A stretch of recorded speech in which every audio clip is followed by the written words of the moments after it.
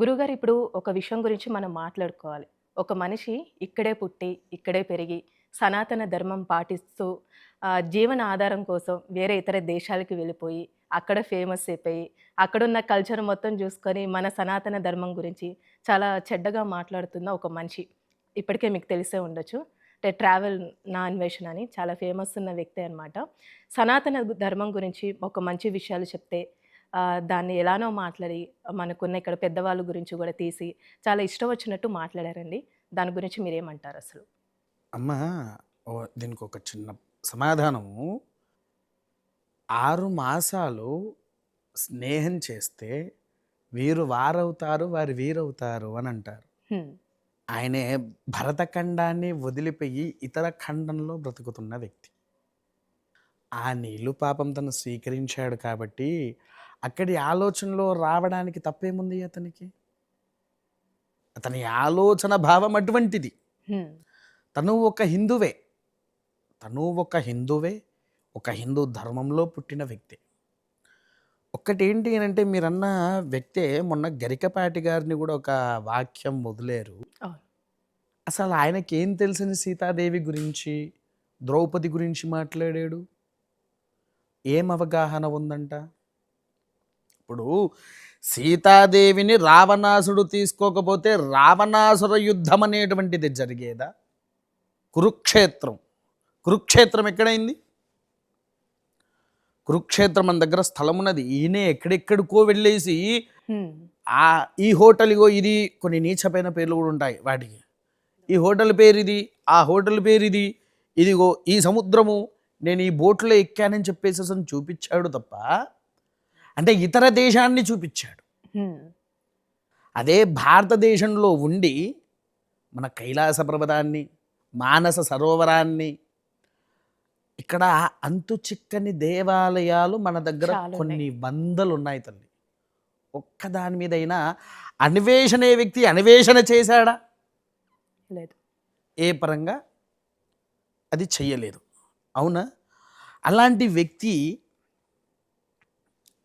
ధర్మం లేనివాడు, ధర్మం మీద బ్రతికినవాడు. అదేంటి, నేను తనది ఒక వీడియో చూసా. చైనాకి వెళ్ళి పాములను కప్పలను కూడా తిన్నాడుగా ఆయన. హ్మ్.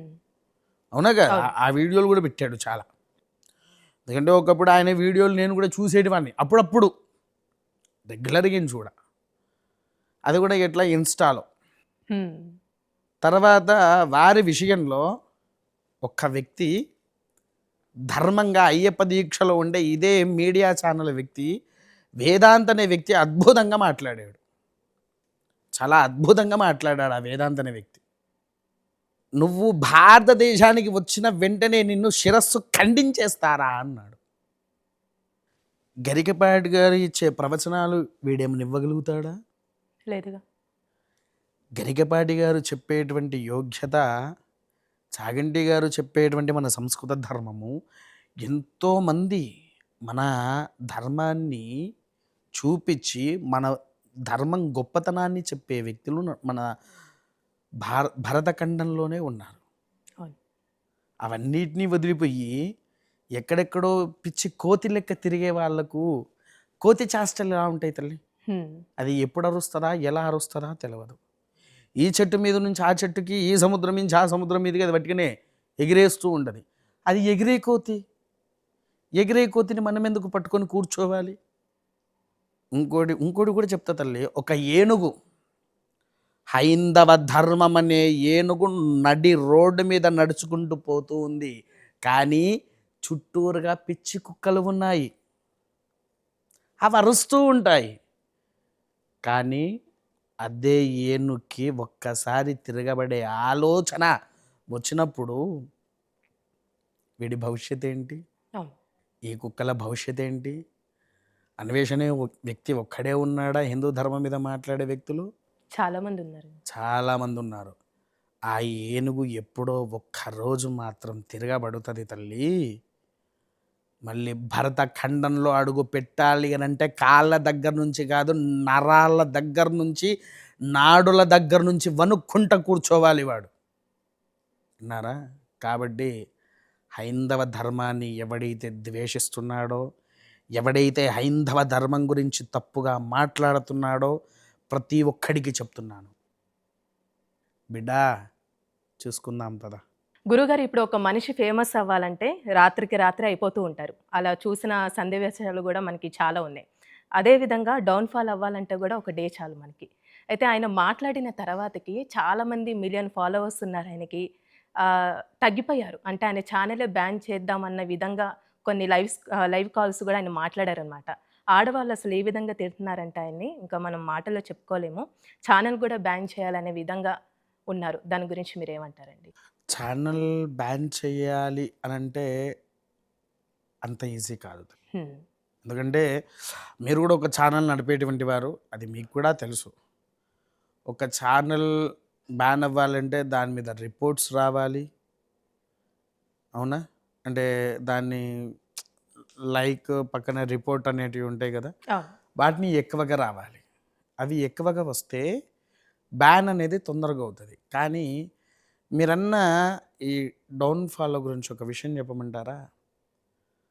సడన్గా మనందరం రాత్రి పూట నిద్రపోతున్నాము.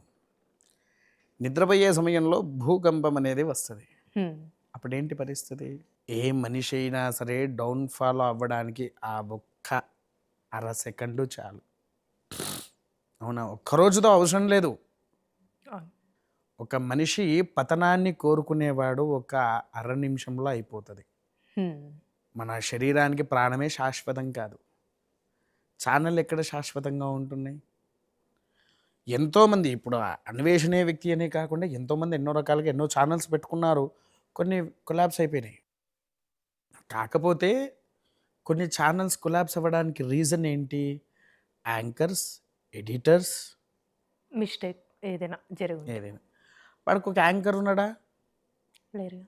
ఒక ఎడిటర్ ఉన్నాడా? మొత్తం ఆల్ ఇన్ వన్‌గా ఆయనే చేసుకుంటూ ఉన్నారు. All in one. మరి వాడికి ఏం ఖర్చు ఉన్నది అక్కడ? వాడికి యూట్యూబ్ దగ్గర నుంచి వచ్చే అమౌంట్ ఎప్పటికప్పుడు వస్తూనే ఉంది, అవునా? కాబట్టి సబ్స్క్రైబర్లు తగ్గుతున్నారనే విషయం వాడికి అర్థమైనప్పుడు వాడు ఏం చేస్తాడు? మళ్ళీ ఇంకో కొత్త కాన్సెప్ట్ తీసుకుంటాడు, ఇంకో ఛానల్ ఓపెన్ చేస్తాడు, హ్మ్. వాడు అలా వెళ్తాడు. ఛానల్లో బ్యాన్ చేసినంత మాత్రం వాడికి ఏమన్నా తగ్గిపోయిందా? ఇంకో ఛానల్ అయితే పెడుతున్నాడుగా. అవును. కానీ ఈ రిపోర్ట్ ఎలా ఉండాలి అని అంటే, అన్వేషణే వీడియో దేంట్లో వస్తే ఆ ఛానల్ బ్యాన్ అవ్వాలి అని పెట్టాలి. అంటే వాడు మాట్లాడి పంపించింది, అంటే మనం మాట్లాడింది అక్కడ ఇక్కడ వచ్చేది కాదు. తన వీడియో ఏ ఛానల్ వస్తే ఆ ఛానల్లో బ్యాన్ అయిపోవాలి. హ్మ్. ఎందుకంటే వాటి దాంట్లో రాత్రి 2 లక్షల మంది సబ్స్క్రైబర్స్ వెళ్ళిపోయారు అని చెప్పారు, అవును. అవునా? హిందువులే 2 లక్షల మంది విషయం పక్కకు పెడితే నాస్తికులు ఎంతమంది ఉండొచ్చు అందులో? వాళ్ళ వల్ల అది పెరుగుతూనే ఉంది కదా. ఇక్కడ హిందువులే ఏం చేస్తున్నా, నాస్తికులు పెంచే ఆలోచన చేస్తారు మళ్ళీ వీన్ని. ఎందుకంటే హిందూ ధర్మం మీద యుద్ధం చేయాలంటే ఎవడో ఒకటి రావాలి, ఎవడో ఒకటి పెట్టాలి. వీడు యూట్యూబర్, వీడినే పెట్టుకుందామని వాడిని ప్రమోషన్స్ చేస్తూ ఉంటారు వీళ్ళు, అవునా? అందుకోసం యూట్యూబ్కి నేను కోరుకునేటువంటి ఒక హైందవ ధర్మ రక్షకుడిగా ఈ అన్వేషణే వీడియో ఏవైతే తీసి పోస్ట్ చేస్తాడో, అది ఇన్స్టాలే కావచ్చు, యూట్యూబ్సే కావచ్చు, తన వీడియో పడ్డది అని అంటే ఆ ఛానల్ బ్యాన్ చేయాలి. హ్మ్. అలా చేస్తే వాడు ఇంకోసారి వీడియో తీయాలి అని అంటేనే భయం పుట్టాలి. హ్మ్. ఇప్పుడు నేను ఒక మాట అడుగుతా తల్లి, శివాజీ గారు ఒక వీడియోలో ఆడవారిని ఏదో ఒక మాట అన్నారని ఇదే పొలిటెంట్ మీడియా నుంచి పరిగెత్తే వీడియో ఒకటి ఉంది, నేను చూసా. హ్మ్. అవునంటారా? అది చూసారా మీరు? అది మీ చూసాను. ఛానల్లో జరిగింది. అక్కడి నుంచి పరిగెత్తే ఒక వీడియో లెక్క వచ్చింది శివాజీ. గారిది బయట. ఎందుకనంటే ఎవరైతే అడిగారని, ఒక స్త్రీని ఒక మాట అన్నందుకే స్త్రీలందరూ ఏకమయ్యారు. హ్మ్. స్త్రీలందరూ ఏకమయ్యారు. కానీ అదే స్త్రీని సనాతన హైందవ ధర్మ రక్షకులు, సనాతన హైందవ ధర్మాన్ని చూపించిన ఒక యోగ్యత అయినటువంటి సీతాదేవిని, ద్రౌపదిని మాట్లాడిన వాడి మీదకి ఎందుకో పోవట్లేదు. హ్మ్. ఒక యాక్టర్ అంటే కంటికి కనిపించిన ఆమెనంటే మాత్రము నీకు తప్పొచ్చింది. హ్మ్. కానీ మన ధర్మాన్ని హేళన చేసిన వాడికి మీరు యూట్యూబ్లో నుంచి అన్సబ్స్క్రైబ్ అవ్వడం కాదు, దమ్మున్న వాళ్ళు వాడు ఏ దేశంలో ఉన్నాడో వెళ్ళి కనుక్కొని వెళ్ళి అక్కడ కొట్టడం ధర్మం. అవునా కాదా?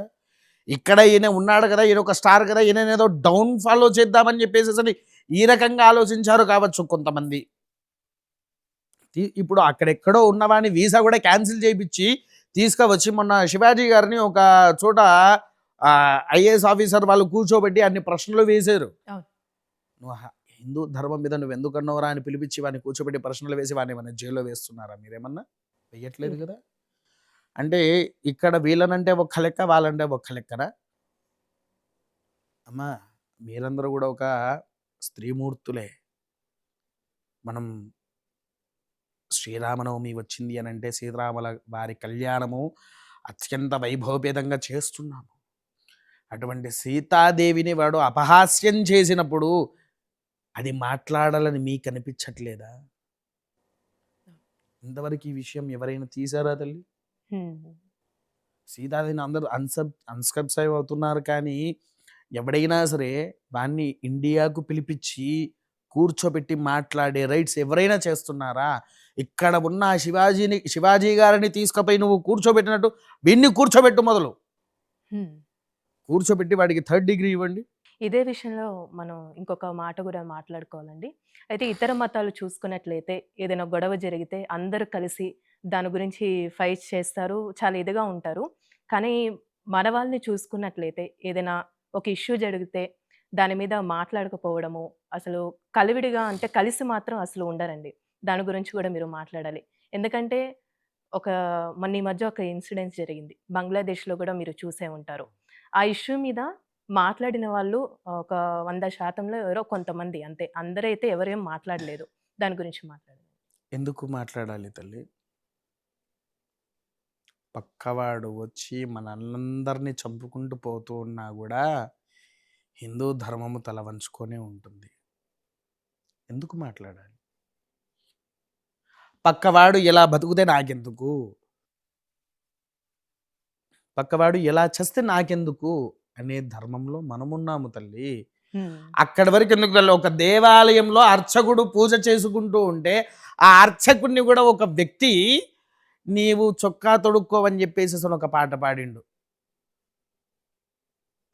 బ్రాహ్మణుల మీద ఒక దరిద్రుడు ఒక రకమైన పాట పాడాడు. వాడు హిందువే కానీ నాస్తికుడు. పుట్టడం హిందువే కానీ నాస్తికుడు. మనలోనే ఇలా ఉంటే తర్వాత రెండవది, వీళ్ళందరూ మూఢనమ్మకాలు, దేవుడు లేడు, ఈవి లేడు, ఇవన్నీ మాట్లాడుకుంటూ కూర్చుంటున్నారే. నీ భారతదేశంలో ఉన్నటువంటి దేవాలయం వదిలిపెట్టేసాయి. నీ భారతదేశ విషయంలో ఎక్కడో ఉన్నటువంటి అమెరికా, ఆస్ట్రేలియా, జర్మనీ, జపాన్, చైనాతో సహా మన ఆలయాలను కట్టించి ఒక్కొక్కరు వృద్ధి చేస్తూ మన ధర్మాన్ని అక్కడుండే మనుషులు వాడుతున్నారు. దేవాలయానికి వెళ్తే ఆడది ఖచ్చితంగా చీర కట్టుకొని వెళ్ళేటువంటి వారు అక్కడ ప్రతి ఒక్క ఆడవారు. మీరు ఎప్పుడైనా అమెరికాకు వెళ్ళారో వెళ్ళలేదో తల్లి, ఇతర దేశాల్లో చూడండి, పక్కన ఒక రూమ్ ఉంటుంది. ఆ రూమ్లో ఆడవాళ్ళకు ప్రత్యేకంగా చీరలు ఉంటాయి. వారక్కడికి ఏ డ్రెస్సులో వచ్చినా భగవంతుని దగ్గరికి మాత్రము ఆ రూమ్ దగ్గరికి వెళ్ళి వస్త్రాలు మార్చుకొని ఆ చీర మీద భగవంతుని దర్శనం చేసుకుంటున్నారు. నీ సాంప్రదాయము అక్కడుంది, నా సాంప్రదాయము అక్కడ ఉంది. అదే ఇక్కడ చూడండి, ఇంట్లో తల్లిదండ్రులు పిల్లలకు దేవాలయానికి తీసుకువస్తారు కదా, చూడీదారులు కాదు, ఇలా కట్స్, ఇష్టం ఉన్నటువంటి జీన్ ఫైన్స్, టీ షర్ట్లు అవన్నీ వేసుకొని దేవాలయానికి పంపిస్తున్నారు. ఎవరైనా స్వచ్ఛంగా ధర్మంగా ఒక చూడీదారులో కానీ చీరధారణలో కానీ దేవాలయానికి వచ్చేటోళ్ళని చూపియండి ఒక్కరిని. పోనీ వీళ్ళ విషయం పక్కపడండి, మగవాడిని అడుగుతున్నా ఫస్ట్. నేను ఆడవాళ్ళ విషయం పక్కపడండి. మగవాడు పంచ కట్టుకొని దేవాలయానికి రావాలి. ఎవడు వస్తున్నాడు? పంచ కట్టుకొని కూడా మగవాడు కూడా రావట్లే. ఎందుకనంటే నేను ఆఫీస్కి పోవాలి, నేను రాజకీయవేత్తను. మీరు నమ్ముతారో నమ్మరో, నేను ఒక దేవాలయంలో అర్చకుడిగా ఉన్నా. అంటే అంతకుముందు ఉండేది కాకుండా తర్వాత దేవాలయంలో అర్చకుడిగా ఉన్నాను. మా ఊరిలో మాదన్నపేట శివాలయము అని అంటారు. ఆ మాదన్నపేట శివాలయంలో ఈ గురుగారు మహా స్ట్రిక్ట్ అండి. ఎవరైనా సరే చాలా సాంప్రదాయంతో దేవాలయానికి రావాలి అని చెప్పేసి ఆయన ఖచ్చితమైన నియమాలు ఉంటాయి వారి అని ఆ దేవాలయం కట్టించిన ఆయనతో కూడా చెప్పడదే. ఆయన మరీ నాకు ఫోన్ చేసి పిలిపించుకొని, అయ్యా మీరు చెయ్యండి అని అన్నారు. నెల రోజులు చేశారు అతన్ని. నెల రోజులు. నెల కరెక్ట్‌గా 31 రోజుకి శివరాత్రి. ఆ చుట్టుపక్కల ఉండే కౌన్సిలర్‌లు ఫైంటు షర్ట్ మీద వచ్చారు. నేను అభిషేకం చేసుకుంటున్నాను. ఫైంట్ మీద ఉన్నావు, షర్ట్ మీద ఉన్నావు, వెళ్ళు, పంచ కట్టుకొని రా, నేను లోపలికి పంపిస్తా, అభిషేకం చేసుకుందువు. కానీ డ్రెస్సుల మీద వస్తా అంటే నేను రాజకీయవేత్తను, అన్నారు. నేను ఒక కౌన్సిలర్ని, నువ్వు నన్ను పంపియవా? నువ్వు ఎవడైతే నాకేంది పో, నేను ఇంతే అన్న, నువ్వు ఎవడేవైతే నాకేంది పో. భగవంతునికి నువ్వు కౌన్సిలర్వి కాదు, భగవంతుడికి నువ్వు కౌన్సిలర్వి కాదు, భగవంతుడికి నువ్వు ఒక ఎమ్మెల్యే కాదు, భగవంతుడికి నువ్వు ఒక సీఎంఏ కాదు, ఆయన్నే ప్రైమ్ మినిస్టర్, ఆయన్నే సీఎం.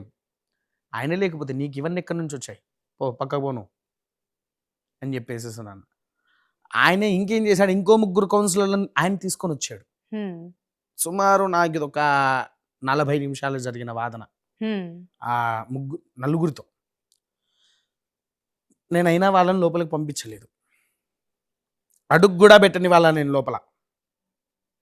తర్వాత ఈ దేవాలయం కట్టించిన వ్యక్తి వస్తే ఆయన ఏం చేశాడు, ఈయన ఇట్లా చేస్తున్నాడు, ఇట్లా అయితే మేము గుడికి రాము, ఏంటిది ఆయన ఇట్లా ఇట్లా అని చెప్పేసేసి అని అన్నాడు. అంటే ఆయన నేను పిలిచిండు, ఏంటండి ఎందుకు పంపించట్లేదు, గుడి కట్టించింది నేను, నువ్వు పంపి. అర్చకుడికే గుళ్ళో వాల్యూ లేదు తల్లి, నీకు హిందూ ధర్మం మీద ఏం వాల్యూ ఉంది? హిందూ ధర్మాన్ని రక్షిస్తున్న ఆ బ్రాహ్మణుడికే వాల్యూ లేదు అక్కడ. నేను పంపియా, నువ్వు కట్టించిన వాడివైతే ఏంది, భగవంతునికైనా మీకైనా మధ్యలో ఉండి వారధిగా ఉండే వ్యక్తులం మేము, నువ్వేం చేసుకుంటావు అది చేసుకోపో అని చెప్పి. అది మాట్లాడిన వెంటనే స్వామివారి కళ్యాణం మీద శివపార్వతుల కళ్యాణం, శివపార్వతుల కళ్యాణం ఉన్నాయి కదా చేసేది, నేను ఫైన్ షర్ట్ మీద అట్లనే కూర్చుంటే నువ్వు ఎందుకు చేయవో నేను చూస్తా అని అన్నాడు. ఆయన పక్కకి జరిపిన వాళ్ళ అల్లుడు కూతురుతో కూర్చోబెట్టిన, వివాహం చేపించేసిన, ఉదయం వరకు స్వామివారి క్రతువులన్నిటిని కూడా యథావిధిగా ఆచరింపజేసేసి ఇంటికి వెళ్ళిపోయినా అంటే తిరిగి మళ్ళీ నేను ఆ గుళ్ళో అడుగు పెట్టలే. వాడు ఇచ్చిన జీతాన్ని కూడా నేను ముట్టుకోలేదు, ఇచ్చే జీతాన్ని కూడా నేను ముట్టుకోలేదు. అంటే నేను ధర్మాన్ని కాపాడాలని చూస్తున్నాను. ఒక్కడి వల్ల అవుతుందా తల్లి? లేదండి. ఎంతమంది కలవాలి? హైందవులందరూ కూడా ఒక ఆయుధంలాగా మారాలి అని చెప్పేసేసి పూర్వము బజరంగ్ దళ్ వారు కూడా పిలిపించారు, ఒక అద్భుతమైనటువంటి గీతాన్ని కూడా రచయించారు. అవన్నిటిని కూడా వదిలిపెడుతున్నారు ఎవరు? మన హిందువులు. ఇంకొకటి హిందువులో ఒక్కటైతే ఉంది తల్లి, మీరేమన్నా అనుకోండి కానీ సంపాదించుకోవడంలో మాత్రం మొదలుపెట్టారు హిందువులు. సంపాదన కావాలి. ఎట్లా కావాలి? ఒక దేవుడు నా ఒంటి మీదికి పూనాడు, ఒక దేవుడు నా ఇంట్లో వెలిసాడు, ఒక దేవుడు నా ఇంటి తల మీద వెలిసాడు. ఆ ఒళ్ళు పూనకం, వాడికి పూనకం రావట్లా, కానీ పూనకం చెప్పుకుంటా, పూనకాలు వస్తున్నాయని చెప్పుకుంటా సంపాదించే డబ్బులు కావాలి. భగవంతుని తిట్టేవాడే పోనీ వాడేం చేసుకుంటా, నాకెందుకు, నాకు డబ్బులు వస్తున్నాయి అనుకునే స్వార్థపరులు మన హిందూ ధర్మంలో ఉన్నంత వరకు ఎప్పుడు కూడా హిందూ ధర్మం ఏకం కాదు.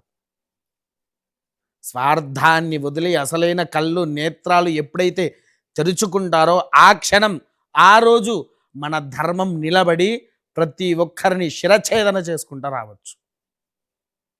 పూర్వంలో ఒక ముస్లిమతను ఒక మాట అన్నాడు, ఏమన్నాడు తెలుసా? పోలీసులందరూ ఒక పావు గంట సేపు కళ్ళు మూసుకుంటే హిందువులందరినీ నరుక్కుంటా వచ్చేస్తా అనే వీడియో ఉంటుంది చూడండి. అంటే వాడికి ఎంత ధైర్యం ఉంటే మాట మాట్లాడగలిగాడు. హిందువులను ఎవరినేమన్నా వాళ్ళు స్వార్థపరుల్లా, వారిని ఏం చేసినా ఎవరు పట్టించుకోరు. అంతవరకు ఎందుకు తల్లి? మాది వరంగల్ కదా, మా వరంగల్లో ఒక సాయిబాబా దేవాలయంలో ఉండేటువంటి అర్చకుణ్ణి అదే ముస్లిమ్స్ నడి రోడ్డు మీద కొట్టి చంపినా వెళ్ళిన వాళ్ళు. ఎందుకు చంపారో తెలుసా? కేవలం గుళ్ళో మైక్ సౌండ్ పెట్టినందుకే. ఆదివారం వస్తున్నది, క్రిస్టియన్స్ మాత్రము ఆదివారం రోజున మొత్తం చర్చిలో సౌండ్లు పెట్టుకుంటా, డీజేలు పెట్టుకుంటా డ్యాన్సులు వేయచ్చు. వాళ్ళకు పర్మిషన్ ఇచ్చింది గవర్నమెంట్. ఒక రథోత్సవం చెయ్యాలి అని అంటే, ఒక పూజ కార్యక్రమం చేయాలంటే డీజేలకు హిందూ దేవాలయాలు పర్మిషన్ తీసుకోవాలి, వాళ్ళకు ఉచిత పర్మిషన్లు. వాళ్ళు ఏం చేయాలన్నా ఉచిత పర్మిషన్లు. హిందూ ధర్మానికి మాత్రం, ఎందుకంటే గవర్నమెంట్కి ఇది కూడా ఒక సంపాదన. ఇవన్నీ కాదంటారా? ఇంతకరం ఉండంగా హిందూ ధర్మం ఎక్కడ ఏకమైంది? ఒక సీఎం హిందూ అయినా కూడా ఆ సీఎంఏ హిందూ ధర్మాన్ని వ్యతిరేకిస్తున్నాడే. ఒక ఎమ్మెల్యే హిందూ అయినా వాడు కూడా హిందూ ధర్మాన్ని వ్యతిరేకిస్తున్నాడే. ఎందుకంటే వాడికి కావాలి ఓట్లు. నిజాయితీ ఎక్కడుంది? ఒక్కరిని చూపించండి నిజాయితీగా. లేదు. ఇంకెక్కడదమ్మా హిందూ ధర్మం ఏకం అవ్వడం? ఇంకొంతమంది అంటారు, "ఆ, అయ్యే బ్రాహ్మణులకు రిజర్వేషన్లు లేవంటున్నారు. అసలైన రిజర్వేషన్లు మీకే ఉన్నాయి కదండి" అని అంటే, ఏం రిజర్వేషన్లు అంటే, మీ వంశ పూర్వీకుల దగ్గర నుంచి మొదలుకొని ఎన్నో దేవాలయాల్లో వేదాలు మీరే చదువుతున్నారు కదండి అని మాట్లాడాడు. హ్మ్. దానికి ఏం సమాధానం ఉంది? పూర్వమే ఈ ఈ క్రతువులు వీరు వీరు ఆచరించాలి అని చెప్పేసేసిన మనకంటూ ఒక ధర్మం ఉంది. హ్మ్. దాన్ని కూడా వ్యతిరేకతగా చూపిస్తున్నారే. నిజంగా చెప్పాలంటే ఈ క్షణంలో బ్రాహ్మణుడు అనేటువంటి వాడు లేకపోతే హిందూ ధర్మం ఎక్కడుండేది తల్లి? అవును. కేవలము అక్కడి వరకు ఎందుకు, రీసెంట్గా ఒకరిని పట్టుకొని జైల్లో వేశారు. ఎవరిని? వాడు శ్రీనివాస్ అనేటోడు అఘోరా అని చెప్పుకొని వచ్చాడు. హిందూ ధర్మాన్ని పరిపాలిస్తా అనుకుంటే వాడు హిందూ ధర్మాన్ని పరిపాలించడానికి రాలా, వాళ్ళను వీళ్ళను మోసం చేసుకుంటూ డబ్బులు సంపాదించడానికి కోసం వచ్చాడు. అది అవునా కాదా? అందరికీ అవును. తెలిసింది. అలాంటి విధవలు పుడుతూ ఉన్నంత సేపు మూఢనమ్మకాలకు, విధితత్వాలకు దారి ఎక్కడుందమ్మా? దారేది? ఏ పరంగా చెయ్యాలి ఇవన్నీ? ఎవ్వడు చూడు స్వార్థము ధనపరంగానే ఉంది తప్ప మన దేవుణ్ణి అన్నాడు అని ముందుకొచ్చి మాట్లాడే విధవలేడు. ఇంకోడు ఇదే యూట్యూబ్లో ఇంకో వ్యక్తి వచ్చాడు, ఇట్లా అడ్డంగా పచ్చబొడ్డు నామాలు వేసుకొని త్రిశూలం వేసుకున్నాడు. వాడేమనంటే, నేను 10,000 కోట్లు స్కామింగ్ చేయడానికి వచ్చిన, నేను అఘోరానే, హ్మ్. ఇట్లా పెట్టుకొని నేను మందు తాగుతా అది చేస్తా అంటే, దేవుడి పేరు చెప్పుకుంటే వీడు వ్యసనాలు చేసుకుంటూ వ్యసనాలను అనుభవిస్తూ డబ్బులు సంపాదించుకోవాలి. డబ్బులు సంపాదించాలంటే దారి ఏదై అంటే కేవలం హిందూ ధర్మం కాదని నిరూపించు. స్వచ్ఛంగా ఎన్నో ఆలయాలలో ధర్మంగా ఇప్పటి వరకు ఉంటూ పూజలు చేస్తున్న బ్రాహ్మణ్ణి నమ్మట్లా. ఇలాంటి వాళ్ళని నమ్ముతున్నారు. ఇలాంటి విధవలను నమ్మేసి పైసలు పైసలు కుప్పలు పోస్తున్నారు. ఆయన నమ్ముకుంటే భగవంతుని అనుగ్రహం అన్న వస్తుంది. వీడిని నమ్ముకుంటే ఏం వస్తుంది? వాడు కామాఖ్య పోయినా అంటున్నాడు. మళ్ళీ వాడు మాట్లాడే విధానాల్లో సగం తెలుగు అయితే సగం ఇంగ్లీషు. హ్మ్. వాడు ఇంగ్లీష్ చదివిన వాడు వాడు ఏం చెప్పని చేస్తున్నాడంట? అసలు వాడు చేసిన సాధన ఏంటి? ఇంత దరిద్రులు ఉండగా హిందూ ధర్మం ఏకమవుతుందా? ఎక్కడేకమవుతుంది? అసలుకే కాదు. హ్మ్. ఇక్కడ స్వార్థపరులు అందరు ఉన్నప్పుడు నీకు హిందూ ధర్మం ఏకం ఎక్కడ అయింది?